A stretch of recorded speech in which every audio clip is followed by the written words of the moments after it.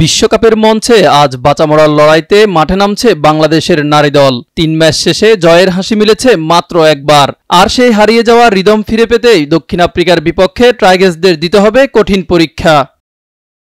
এবার জয়ে ফেরার চ্যালেঞ্জ নিয়ে দক্ষিণ আফ্রিকার মুখোমুখি হবে নিগার সুলতানারা। আজ বিকেল 3:30টায় ভারতের বিশাখাপত্তমে শুরু হবে দুই দলের লড়াই।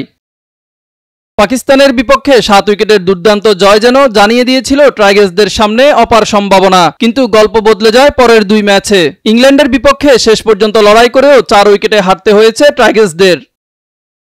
নিউজিল্যান্ডের বিপক্ষে ব্যাটিং বিপর্যয়ে মাত্র 127 রানে অল আউট। ওই ম্যাচে টপ অর্ডারের 6 ব্যাটারই 2 অঙ্ক ছুঁতে পারেননি। 34 রানে শুধু ফাহিমা লড়েছেন একাই।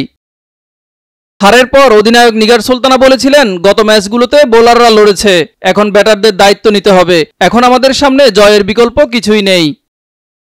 অন্যদিকে দক্ষিণ আফ্রিকা প্রথম ম্যাচে ইংল্যান্ডের বিপক্ষে মাত্র 69 রানে অল আউট হয়ে সমালোচনায় ডুবেছিল দলটি, কিন্তু এরপর যেন সম্পূর্ণ বদলে যায় খেলার চিত্র।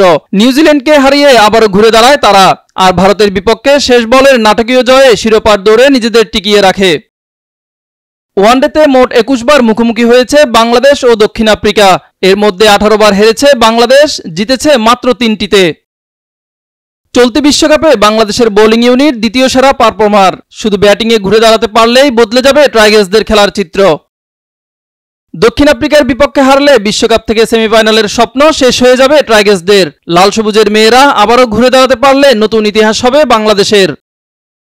মিজান ফারাবি, নয়া দিগন্ত।